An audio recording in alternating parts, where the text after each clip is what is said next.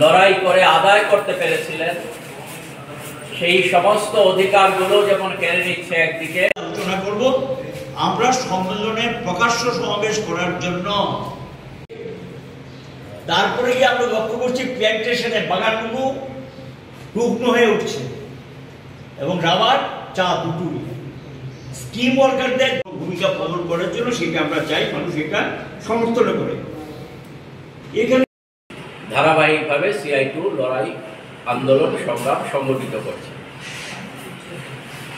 এর প্রায় 1 লক্ষের উপর শ্রমিক তারা বাইরে কাজ না পেয়ে, ত্রিপুরা রাজ্যে কাজ না পেয়ে 1 লক্ষের উপর শ্রমিক তারা বাইরে চলে যেতে বাধ্য হয়েছেন। এটাই হচ্ছে আজকে ত্রিপুরা রাজ্যের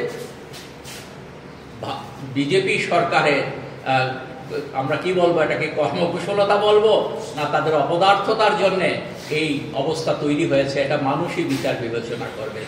এই অবস্থায় দাঁড়িয়ে শ্রমজীবী মানুষের জীবন জীবিকা রক্ষার প্রশ্নে এবং আগামী দিনে শ্রমজীবী মানুষের লড়াই আন্দোলনকে যাতে আরো শক্তিশালী করা যায়, তার জন্যে আগামী 10 এবং 11ই নভেম্বর ভারতের ট্রেড ইউনিয়ন কেন্দ্র বা CI2 16তম ত্রিপুরা রাজ্য সম্মেলন আমরা আগরতলায় সংগঠিত করতে চলেছি। এই সময়টাতে আমরা 10ই নভেম্বর ইদানিং কালের সর্ববৃহৎ সমাবেশে আমরা আগরতলায় মিলিত হব। সারা রাজ্য থেকে শ্রমজীবী মানুষ এই সমাবেশে উপস্থিত হবেন। আমরা আশা করছি হাজার হাজার মানুষ সেদিন আগরতলা রাজপথ সেখানে ভরিয়ে তুলবেন এবং আমরা বিশ্বাস করি যে ত্রিপুরা রাজ্যে আজকে যেভাবে বিজেপি তাদের যে অপকীর্তি, তাদের যে অপদার্থতা, তাদের যে দুঃশাসনের রাজত্ব তারা কায়েম করেছে, এর প্রতিবাদে শ্রমজীবী মানুষ ক্রমশ তাদের হাত থেকে আজকে সত্যিকারের শ্রমজীবী মানুষের মুক্তির রাস্তায় চলে আসছেন। সেই মানুষরা এই সমাবেশে উপস্থিত হয়ে এই সম্মেলনকে সফল করা এবং সমাবেশকে সফল করার ক্ষেত্রে 10ই নভেম্বর তারা রাস্তায় নামবেন, এই বিশ্বাস আমাদের আছে। এবং আপনাদের মাধ্যমে এই বার্তাটা সকলের কাছে আমরা আবেদন জানাতে চাই যে আসুন আগামী 10ই নভেম্বর প্রকাশ্য সমাবেশে অংশগ্রহণ করুন, শ্রমজীবী মানুষের সমাবেশে, এবং 10-11 দুদিনের যে সম্মেলন, এই সম্মেলনকে সফল করার ক্ষেত্রে আপনাদের সকলের দিক থেকে আমরা সহযোগিতা প্রার্থনা করছি। সকলকে ধন্যবাদ। CI2 সাধারণ সম্পাদক আপনাদের কাছে বলেছে CI2 একটা বিশ্বস্ত সারা ভারতবর্ষের শ্রমজীবীদের সংগঠন। গোটা দেশের মানুষ, বিশেষ করে যারা মুক্তিগামী এবং নানা দিক থেকে সরকারি নেওয়া কর্মসূচির জন্য ক্ষতিগ্রস্ত, সেই মানুষগুলোর একটা বিশ্বাসের বড় জায়গা হলো ভারতের ট্রেড ইউনিয়ন কেন্দ্র। এটা শুধু কথার কথা না। 1920 সালে ব্রিটিশ শাসিত ভারতবর্ষে প্রথম ট্রেড ইউনিয়ন AITUC সেখানে তৈরি হয়। AITUC, এই AITUCর মধ্যেই এখন যারা CI2 করেন তারাই ছিলেন। তারপরে কি একসঙ্গেই সবটা পথ চলা। এই AITUC থেকে বেরিয়ে হয় INTUC, HMS, এই সমস্ত সংগঠনগুলো। আমরা চেয়েছিলাম শ্রমিক শ্রেণীর ঐক্যটাকে রক্ষা করার জন্য, কারণ শ্রমিক শ্রেণীর ঐক্য ভাঙুক এটা আমাদের পথ না। কিন্তু শ্রেণীগত অবস্থান থেকে শ্রেণী সংগ্রামে বিশ্বাসী নয়, আপোষমূলক দৃষ্টিভঙ্গি, সমঝোতার দৃষ্টিভঙ্গি, শ্রমিক শ্রেণীর স্বার্থকে বিসর্জন দিয়ে কোনো দৃষ্টিভঙ্গি যদি থাকে তার সঙ্গে CI2 আপোষ করতে পারব না। তৎকালীন BT রণদিবে, P রামমূর্তি, জ্যোতি বসুর মতো যারা নেতৃত্ব, তারা সেই দিন সারা ভারতবর্ষে আলাদা কনভেনশন ডেকে 1970 সালে CI2-র জন্ম হয়। এই 55 বছরের মধ্যে CI2 তার কাজের মধ্য দিয়ে নিজেকে শ্রমিক শ্রেণীর কাছে একটা বিশ্বস্ত সংগঠন হিসেবে ধরে রাখতে সক্ষম হয়েছে। লড়াই আন্দোলনে প্রথম সারিতে থাকে এবং আপোষহীন লড়াইটা চালিয়ে যাচ্ছে। এই পরিস্থিতির মধ্যে এখন আমরা যারা এই ট্রেড ইউনিয়ন করি, সমস্যাগুলোর কথা শঙ্কর দত্ত আপনাদের সামনে উপস্থিত করেছে। শ্রমিক শ্রেণীর ঐক্য আমরা রক্ষা করতে চাই। সে ঐক্যের এখন প্রধান শত্রু হল RSS, বিশ্ব হিন্দু পরিষদ, বজরঙ্গ দল, এই সমস্ত সাম্প্রদায়িক এবং ধর্মীয় প্রতিষ্ঠানগুলো। ধর্মীয় প্রতিষ্ঠান বলতে যারা ধর্মীয় প্রতিষ্ঠানকে রাজনীতির সঙ্গে যুক্ত করে কাজে লাগায় তাদের সম্পর্কে বলছি। হিন্দু এবং হিন্দুত্ব কিন্তু এক না। হিন্দু ধর্মের বিশাল অংশে মানুষ ভারতবর্ষে বসবাস করে, কিন্তু হিন্দুত্বটা হলো বিজেপি দলের একটা রাজনৈতিক নেওয়া কর্মসূচি, রাজনৈতিক দৃষ্টিভঙ্গিতে রাজনৈতিক কর্মসূচি। কাজে যে হিন্দুত্ববাদের কথা বলছে এটার বিরুদ্ধে শ্রমিক শ্রেণীর মানুষকে ঐক্যবদ্ধ করার একটা সুদৃঢ় ভূমিকা আমরা নিচ্ছি নেব।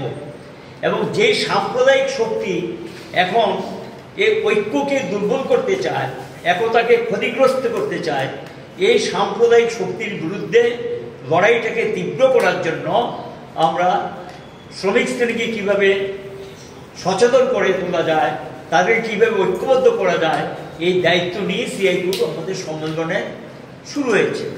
ইতিমধ্যে ভারতবর্ষের অধিকাংশ রাজ্যের রাজ্য সম্মেলনগুলো শেষ হওয়ার পথে। এখানে রাজ্য সম্মেলন আমরা শুনছি যে 10-11 নভেম্বর আমরা করব। আমাদের সর্বভারতীয় সম্মেলন হবে 31শে ডিসেম্বর, শুরু হবে বিশাখাপত্তনম অন্ধ্রপ্রদেশের, এবং এটা চলবে জানুয়ারি 4 তারিখ পর্যন্ত 5 দিনের সম্মেলন হবে। সেই সম্মেলনে 1300-র উপর ডেলিগেট গোটা ভারতবর্ষ থেকে নির্বাচিত হয়ে তারা অংশগ্রহণ করবে। 4800-র উপর ইউনিয়ন গোটা ভারতবর্ষের বিভিন্ন পেশায় কর্মরত ইউনিয়ন যারা CITUর অন্তর্ভুক্তি নিয়েছেন, এদের মেম্বারশিপের ভিত্তিতে হবে সর্বভারতীয় সম্মেলন। আমাদের রাজ্য 1,08,000-এর কিছু বেশি সভ্যপদ 2024 সালে সংগৃহীত হয়েছে। তার ভিত্তিতে আমাদের বিভাগীয় সম্মেলন থেকে বিভিন্ন ইউনিয়নগুলো থেকে নির্বাচিত প্রতিনিধিরা এই সম্মেলনে আমাদের যা এখন পর্যন্ত রিপোর্ট 415 মতো, তাই তো প্রতিনিধি, 420-এর মতো প্রতিনিধি অংশগ্রহণ করবেন এই সম্মেলনে। এটা আগরতলা টাউন হলে এই সম্মেলনটা অনুষ্ঠিত হবে 10 এবং 11 তারিখ। এখন এই সম্মেলনের মধ্যে কোন বিষয়গুলো অগ্রাধিকার পাবে? আমি প্রথমেই বলেছি, ঐক্য রক্ষা হল শ্রমিক শ্রেণীর কাছে সবচেয়ে বড় চ্যালেঞ্জ। এই চ্যালেঞ্জ মোকাবেলা শ্রমিক শ্রেণী মুখ্য ভূমিকা নেবে। শ্রমিক শ্রেণী অন্য অংশের মানুষকে পথ দেখিয়ে আমরা বিশ্বাস করি এই যে সাম্প্রদায়িক শক্তি, বিভেদকামী শক্তি, এটাকে আমরা রুখতে পারবো, এটাকে রুখা সম্ভব। এবং তার সঙ্গে আমরা যেটা প্রচারে নিয়ে যাব, বিকল্পটা কি? উদারীকরণ তো চালু হয়েছে। পুঁজিবাদ বলেছিল সোভিয়েত ইউনিয়নের পতনের পর এক মেরু বিশ্ব, আমরা বলেছি বহুমেরু বিশ্ব, প্রমাণিত হয়ে গেছে। এখন খোদ আমেরিকা তার আর্থিক ব্যবস্থা ভেঙে পড়েছে, 2 লক্ষ কর্মচারী ছাঁটাই করেছে, এবং শিক্ষাক্ষেত্রে সমস্ত ব্যয়-বরাদ্দ প্রায় ছেটে দিয়েছেন, এবং স্বাস্থ্যক্ষেত্রে ছেটে দিয়েছেন। শুধু সামরিক খাতে ব্যয়-বরাদ্দ বাড়িয়েছেন, এবং আর্থিক সাংঘাতিক একটা অস্বাভাবিক অবস্থায় পড়েছে খোদ আমেরিকা। পুঁজিবাদের যারা পথ দেখায় উন্নত দেশগুলো, সেই সমস্ত দেশও আজকে প্রায় আর্থিক ব্যবস্থাপনা ভেঙে পড়েছে, বিরাট সংগ্রাম চলছে, পরিবর্তনও সূচিত হচ্ছে।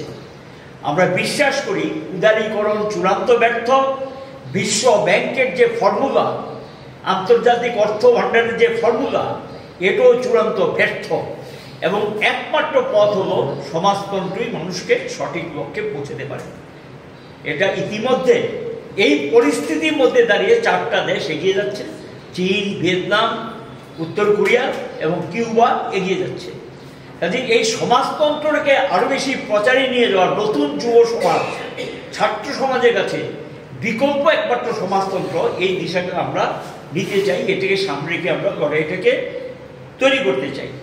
এবং এখানে শুনছি শ্রম কোড সম্পর্কে, আর বৈধব্যটা কি সবই তো করে ফেলেছে, এবং কোথায় নিয়ে গেছে। আপনাদের রাজ্যে 2টো আইন পাশ করিয়ে নিয়েছে এই ত্রিপুরাতে বিধানসভায়।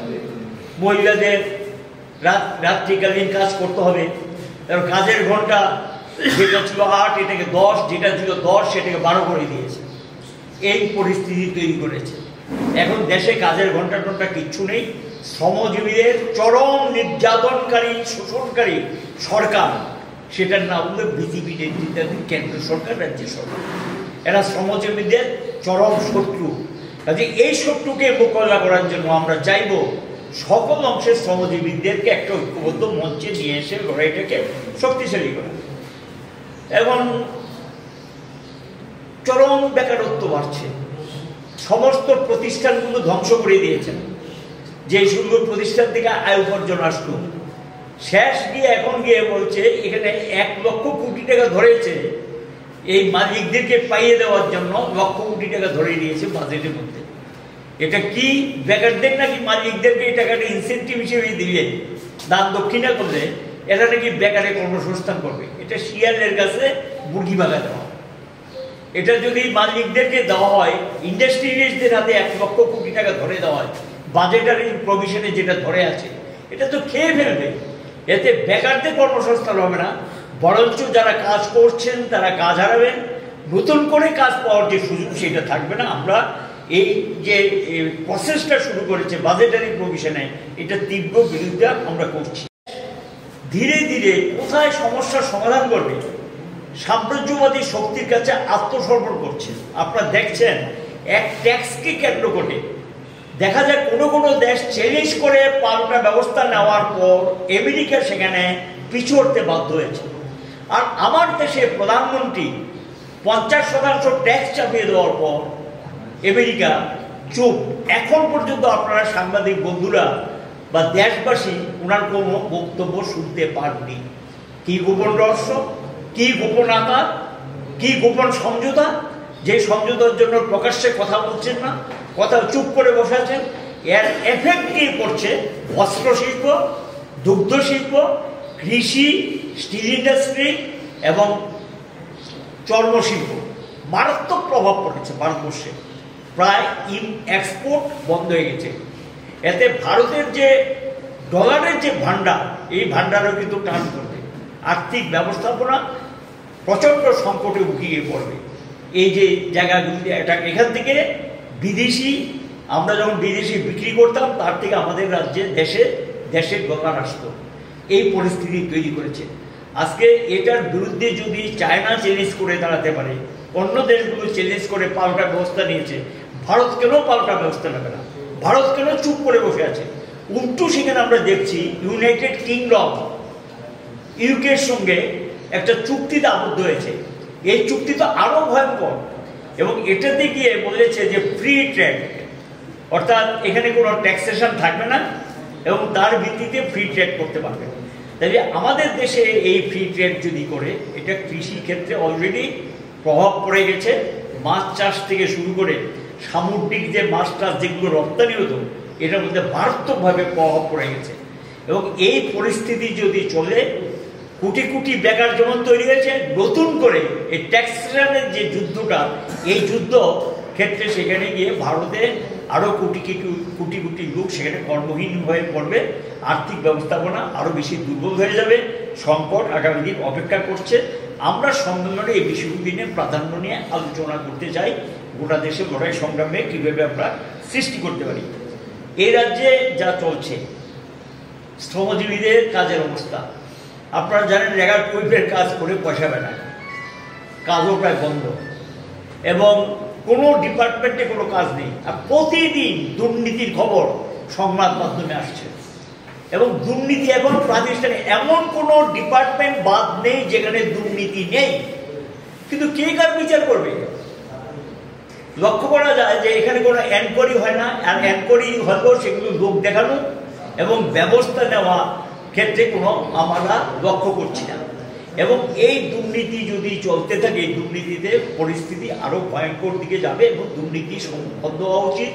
এবং এটা আজকে বিজেপি যখন দিল্লিতে ক্ষমতা এসছে, আমাদের দেশের দুর্নীতি আগেও ছিল, কিন্তু এত প্রকল্প, এত ভয়ঙ্কর রূপ দুর্নীতি আগে ছিল না। এখন তো দুর্নীতি বাদ যারা লুটেরা যারা দেশের, সে কয়েকটা পরিবার, আদানি, আম্বানি, আদিত্য বিড়লা এবং তার সঙ্গে আছে টাটা, এই সমস্ত অর্গানাইজেশনগুলোকে আমরা বলি লুটেরা, এবং এদের কোনো সমাজসেবার দৃষ্টিভঙ্গি নেই, দেশটাকে লুটপাট করছে সমগ্র সম্পত্তি দেশের জনগণের ট্যাক্সে তৈরি করা সম্পত্তি তাদের হাতে জলের দরে তুলে দিচ্ছে।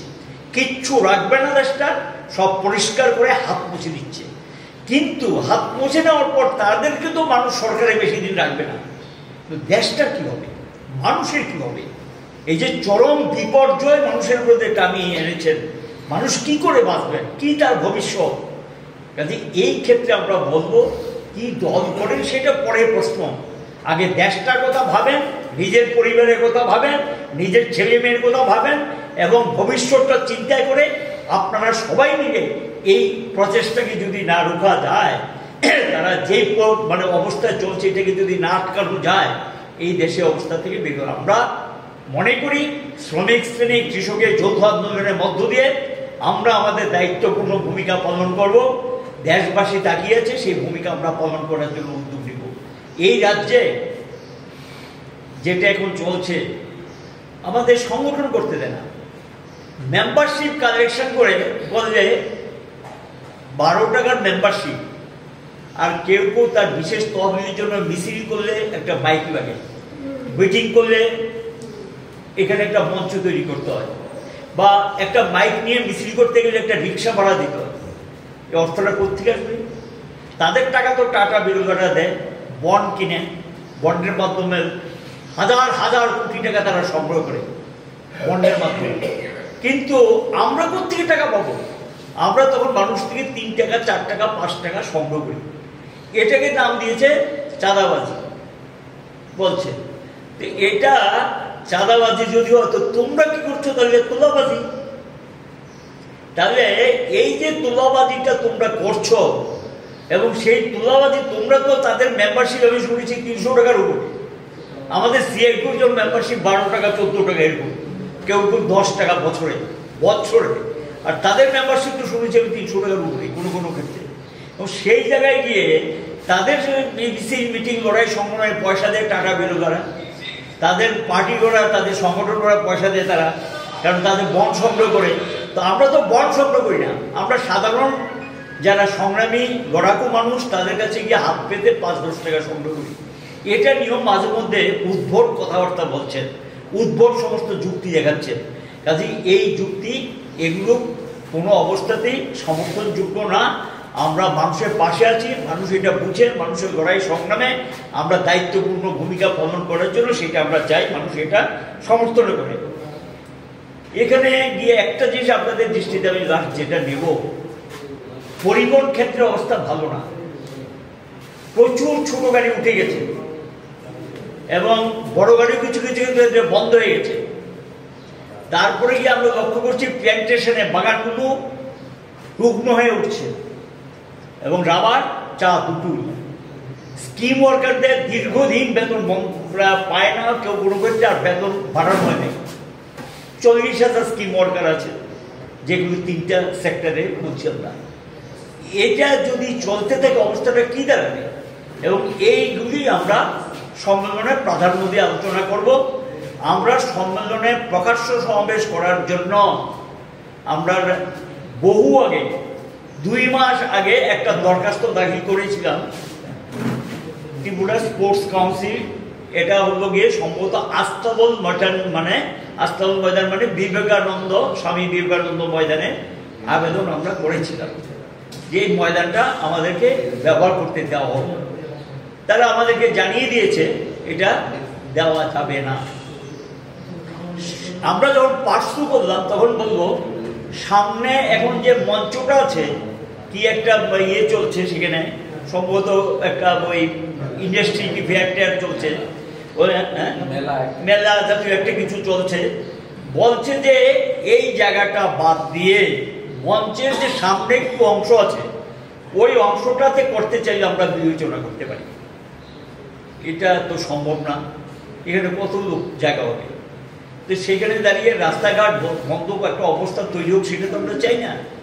পরে গিয়ে আমরা বিকল্প হিসাবে আমরা বলেছি যে আমাদেরকে রবীন্দ্র ভবন থেকে ওরিয়েন্ট চৌমুহনী পর্যন্ত যেটা, এটাকে ব্যবহার করতে দিই। আমরা আবেদন জানিয়েছি, আমরা আশা করি সে আবেদন তারা মঞ্জুর করবে, এবং শ্রমজীবীরা তারা 3 বছর 3.5 বছর একটা সম্মেলন করে তার একটা প্রকাশ্য সমাবেশ করবে। আমরা আশা করি যে ওই অনুমতিটা দেবে, সেই নিরিখেই আমরা সেখানে প্রকাশ্য সমাবেশে আসবেন। সিআইটিউর সর্বভারতীয় সাধারণ সম্পাদক এক্স এমপি এবং সিপিআইএমের polit bureau member Tapan Sen, এবং থাকবেন মানিক সরকার, এবং থাকবেন জিতেন চৌধুরী বিরোধী দলের নেতা, এবং সিআইটিউর সেক্রেটারি প্রেসিডেন্ট আর আমাদের ওয়ার্কিং উমেনের কনভেনার এই প্রকাশ্য সমাবেশে বক্তা হিসেবে উপস্থিত থাকবেন। আমরা 12টার সময় জমায়েতের সময় দিয়েছি, 10 তারিখ 12টার সময়, অর্থাৎ 10ই নভেম্বর 12টায় আমরা প্রকাশ্য সমাবেশের সময় জানিয়ে দিচ্ছি। আপনাদের মাধ্যমে আবেদন জানাবো শ্রমজীবী জনগণ যাতে এই সমাবেশে অংশ নেন, এবং রাজ্যবাসীর কাছে আবেদন জানাবো যে এই সম্মেলনকে সফল করে তোলার জন্য সাহায্যের হাত যাতে বাড়িয়ে দেয়।